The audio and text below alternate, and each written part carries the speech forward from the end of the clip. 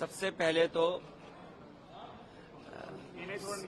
संविधान दिवस, उसके लिए बहुत बहुत बधाई देना चाहता हूं, मुबारकबाद देना चाहता हूं। जहां आज संविधान दिवस के दिन उत्सव मनाया जा रहा था, सच्चा उत्सव तभी है जब संविधान के रास्ते पर चलें। संविधान के रास्ते पे चलने में ही उत्सव मनाना है।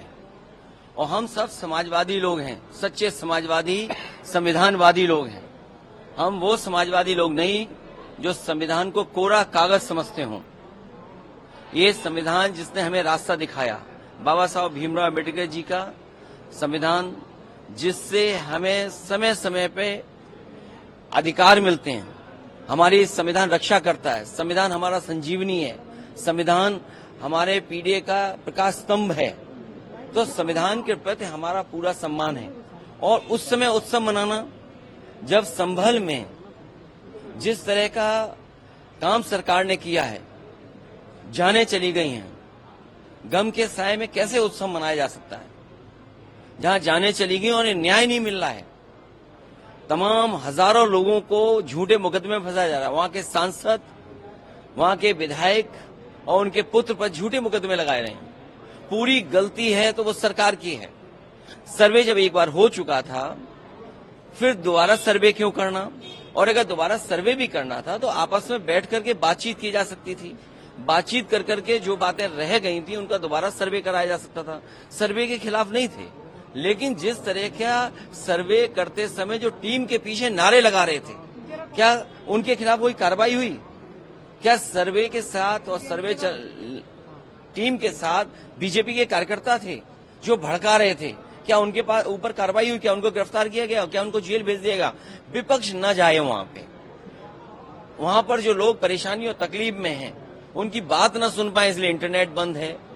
वहां पर कोई जा नहीं सकता है। हमारे दो लीडर ऑपोजिशन हैं, दोनों हाउस के, दोनों जाना चाहते हैं आज, लेकिन दोनों को जाने की परमिशन नहीं दे रहे हैं।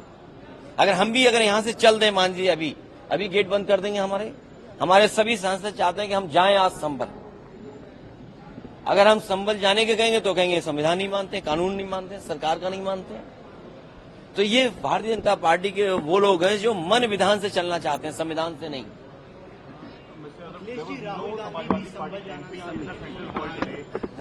हम उत्सव तब नहीं मना सकते जब उत्तर प्रदेश में वोट लूटा गया हो। हमने देखा कि समाजवादी पार्टी के वोटर्स को वोट नहीं डालने दिया। उनका कहां वोट पड़ पाया? क्या ये संविधान हमें ये रास्ता दिखाता है कि आप वोट छीन सकते हैं किसी का? इलेक्शन कमीशन जो कॉन्स्टिट्यूशनल बॉडी है, जिसको शिकायत की गई, उसके बाद भी क्या कार्रवाई हुई? आप वहां के अधिकारियों की बातचीत करने का तरीका देखिए। वो डरा रहे हैं, धमका रहे हैं आपको, गाली दे रहे हैं आपको। और ये तो अभी वीडियो आए हैं, चुनाव से पहले भी आपने चुनाव के बीच में भी देखा होगा। क्या एक महिला जो वोट डालना चाहती है तो उसको रिवॉल्वर से आप रोकेंगे? यही संविधान का उत्सव होगा क्या? तो इसीलिए हमारा विरोध है इस बात का। उत्सव तब बन सकता है जब संविधान के सच्चे रास्ते पर चलें। सच्चे समाजवादी ही संविधानवादी हैं। हमारा डेलीगेशन है और लोगों से मिलने के लिए, वहां के लोगों के सामने जो तकलीफ परेशानी है उससे मिलने हमारा डेलीगेशन जाएगा। सरकार का कहना, अभी डेलीगेशन जाएगा और बाद में मैं भी जाऊंगा। सरकार का कहना कि सरकार और जो मरने वाले लोग हैं, हम सरकार से भी बोलते हैं कि मदद करें उनकी। और अगर सरकार नहीं मदद करती है तो समाजवादी पार्टी ने मदद करने का भी फैसला लिया उन परिवार के लोगों का। अखिलेश जी, सरकार का कहना है कि किसी भी सरकारी गोली से किसी की मौत नहीं हुई है, क्या कहेंगे? आप कैसे सरकार की बात मान सकते हैं पुलिस के लोगों की? क्या पुलिस की भाषा हमने नहीं सुनी? क्या कोई इस तरह की गाली गलौज दे सकता है? ऐसे अधिकारियों के खिलाफ कार्रवाई करनी चाहिए। और अगर सच्चे संविधान पे चलने वाले लोग हैं तो ऐसे अधिकारी जो गाली दे रहे थे उनको टर्मिनेट कर देना चाहिए। जो लोग सीधी गोली चला रहे थे वोट न डालने पे, उनके खिलाफ क्या कार्रवाई की सरकार ने? आप लोग हम देखिए, मैं उस संबंध में कुछ नहीं कहूंगा। इंडिया गठबंधन की जब बैठक होगी तो सुझाव जरूर दूंगा।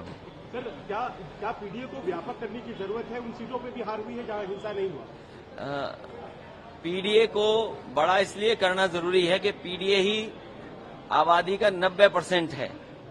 पिछड़े, दलित, अल्पसंख्यक, पिछड़े, दलित, आदिवासी और आधी आबादी अगर हम कुल मिला लें और पीड़ित, दुखी, अगड़े भी अगर हम मिला लें तो 90% लोग दुखी हैं सरकार से।